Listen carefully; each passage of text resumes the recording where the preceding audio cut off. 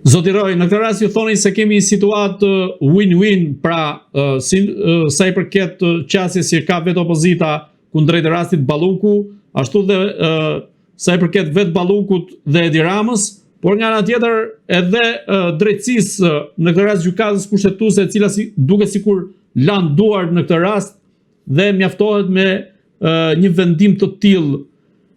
Si mendoni, si është e mundur që drejtësia sillet në këtë mënyrë, po themi, politikisht korrekte në raport me ato që do duhet të jetë? Shikoni, nga ato çka raportohen në media, edhe këtë herë ishte 15 raporti dhe një telefonat ndryshoi raportet. Pra, me një telefonat, me një SMS, këta ndryshojnë votën.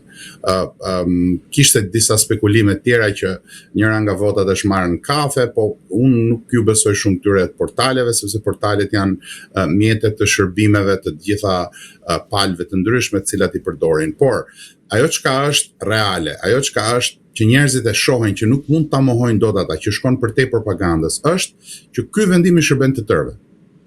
Pra, unë i ftoj shikuesit tuaj që të mos më besojnë mua, po që ta shohin vetë me sytë e tyre se çfarë do të ndodhë në ditët në vazhdim, se çfarë ka ndodhur në ditët pas vendimit. Gjëja e parë që ka ndodhur është që Belinda Balluku vazhdon të jetë aty ku është. Gjëja e dytë, edhe sikur të ishte vetëm problemi Belinda Ballukut, Belinda Balluku nuk është djalli i kësaj qeverie. Belinda Balluku është vetëm njëra nga hallkat që ka punuar, që ka qenë më e zonja për të zënë një vend kyç në mekanizmin hajdutëror dhe kriminal të Paris-Tiranës dhe më specifikisht të qeverisë aktuale. Por të gjithë të tjerët janë fajtor, nuk ka njeri që është në qeveri që nuk është aq fajtor, përkundrazi, më duket sikur Belinda Balluku po përdoret si mbuloj për ca afera të ndyra dhe të poshtra të disa ministrave të tjerë, përfshi dhe një ministër që ka mbaruar në Greqi, që kemi ministër të mbrojtjes Pirro Vëngu, i cili nga këto që raportohen jo në detaje, po në periferi të lajmit, duket se ka po aq afera korruptive të cilat po hetohen nga spaku. Pra, dalja e Belinda Ballukut është thjesht një mbuloj, thuhet Belinda. Nga ana tjetër, ky lloj vendimi i shërben edhe opozitës. Opozita tani ka një casus belli, ka një rast për të dalë, për të nxjerrë njerëzit në shesh, dhe nxjerrja e njerëzve në shesh, edhe pse njerëzit nuk i besojnë më, edhe pse gjithë e dinë që nuk ka rikthim më të lavdisë së Partisë Demokratike. Partia Demokratike ka vdekur si parti. Unë dhe miqtë e mi e kemi thënë para 10 vitesh që i ka mbaruar vaj kandilit ideologjik, i ka mbaruar roli i vet historik. Pra, thjesht vegjeton si një strukturë vot mbledhëse, të cilën e përdor Sali Berisha thjesht për interesat e veta dhe të familjes tij. Është më së qartë. Pra, të gjitha këto i shërbejnë opozitës, sepse opozita tani ka një rast për të dalë, për të thënë njerëzve dilni, sepse vetëm me ne protestojmë, për ndryshe na mbyti diktatura. Diktatura e këtyre është ajo që këta pasurohen, këta janë të gjithë me tendera, dhe kur i heqin nga parlamenti, këta bëhen inspektorët përgjithshëm të qeverisë. Kjo është opozita që mund të bëjnë këta. Opozita këtyre është ajo që kur Ilir Meta lëshon një sinjal, turret një deputet i Partisë Demokratike në burg për takuar Ilir Metën, sepse ka frikë se mos i dalin aferat që ka bërë me Edi Ramën e të tjera. Pra, këtu flitet për një kazan të madh ku janë të gjithë bashkë. Dhe ky vendim ju shërben të gjithëve. Drejtësia është një, në anglisht i thonë misnomer, është një përdorim i keq i emrit drejtësi. Nuk ka drejtësi në Shqipëri. Në Shqipëri ka palaçollok, në Shqipëri ka hajni, në Shqipëri ka lum, i cili mbizotron, i cili vishet me firmato, i cili ka bërë miliona dollar, i cili pi ver $3.000, i cili del në shesh dhe ju shet shqiptarëve dëngla opozite, ndërkohë që e di boll mirë që vetëm po zapton vendin e një opozite reale. Ka edhe të rinj, të cilët janë po aq të shitur dhe po aq të blerë që dalin dhe përtasin, thjesht sepse duhet mbushur çdo hapësirë e mundshme. Këta duan tokën djerr. Këta nuk duan që shqiptarët të kenë një zë të arsyeshëm, një zë kombëtar, një zë tamam që t'i drejtojnë në drejtimin e duhur, sepse nëse ndodh ajo që ka për t'u ndodhur atyre ka për të qenë një gjë jo fort e këndshme për ta. Zoti Roy, si e komentoni reagimin e kryeministrit Edi Rama në raport me këtë vendim, i cili sot ka thënë se me këtë lloj qasje të drejtësisë, në këtë rast të gjykatës kushtetuese, mund të pezullohet edhe presidenti i Republikës. Në këtë rast Edi Rama ka frikë nga funksionimi i drejtësisë që mund të goditet edhe ai pas Belinda Ballukut, apo është thjesht një spektakël politik i një lloj narrative që ndërton vet Edi Rama në raport me publikun dhe në raport me drejtësinë?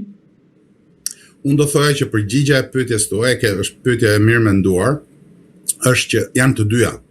Janë të dyja aspektet e asaj që ju sapo thatë dhe tani do përpiqem ta shtjelloj. Unë mendoj që jemi në një pikë kyçe të përballjes së Parisë së Tiranës me ato që janë ndikimet e huaja SPAK.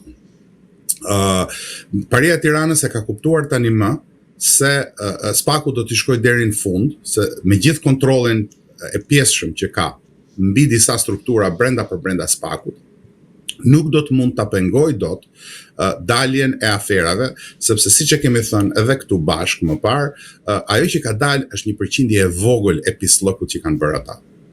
Domethënë, Ergyes Agasi është një përqindje e vogël e asaj që mund të dalë dhe asaj që mund të shpaloset dhe mund të dalin aferat të një lloj forme të pa menduar më parë nga publiku i gjerë.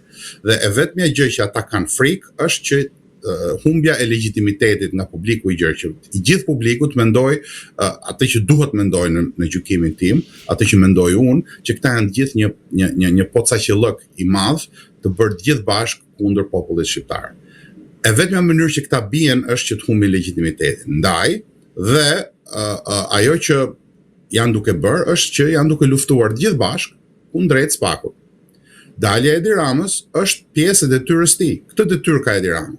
Edi Rama sot është më i pushtetshëm, është një pothuaj diktator ballkanik i do thoya edhe me metoda bizantine.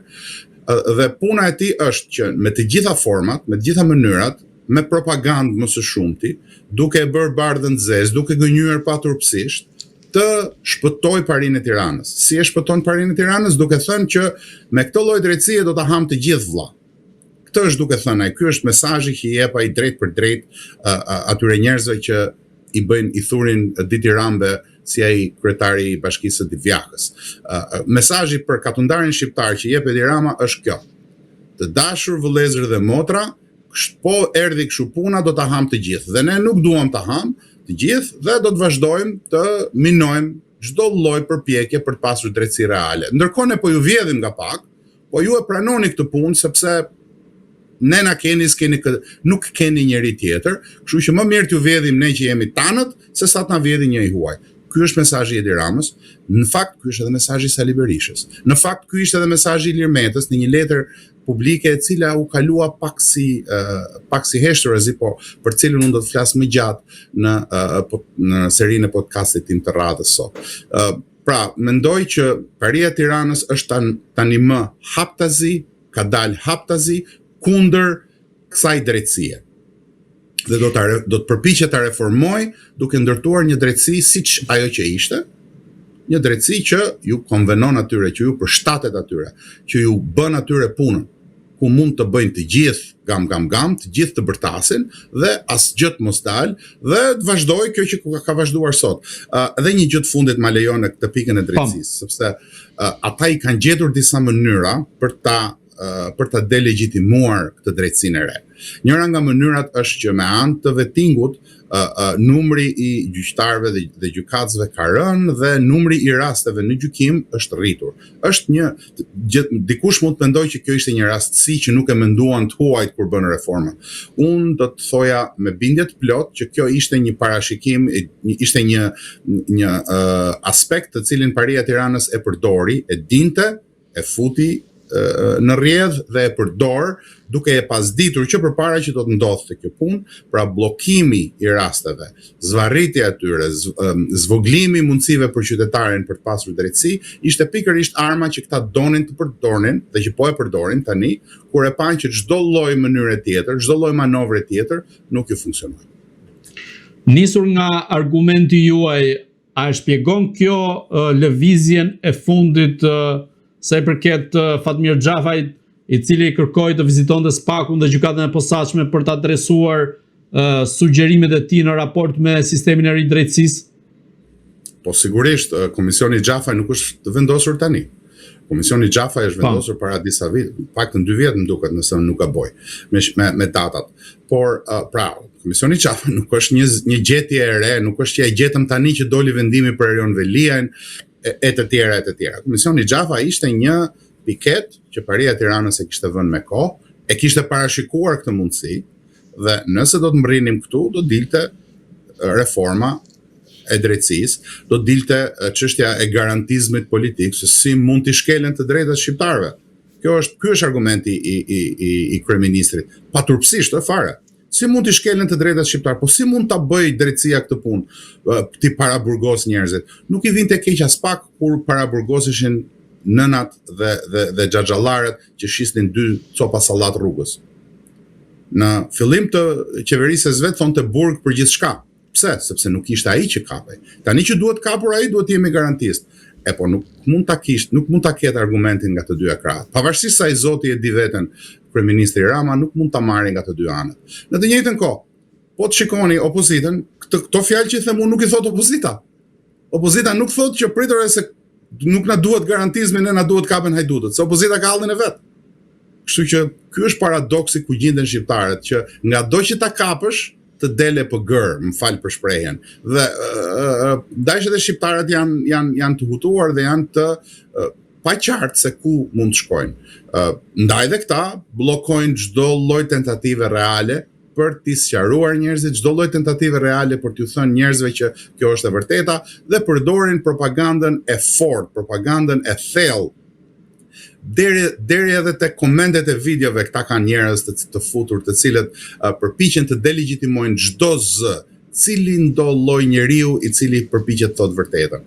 E megjithatë, unë mendoj që në fundit shqiptarët nuk janë popull budalla dhe kanë filluar ta kuptojnë që këta nuk vlejnë më dhe që këtyre ju ka mbaruar ajo që është legitimiteti dhe këta duhet ose të lëshojnë skenën ose t'i largojmë, se ndryshe nuk ka zgjidhje tjetër.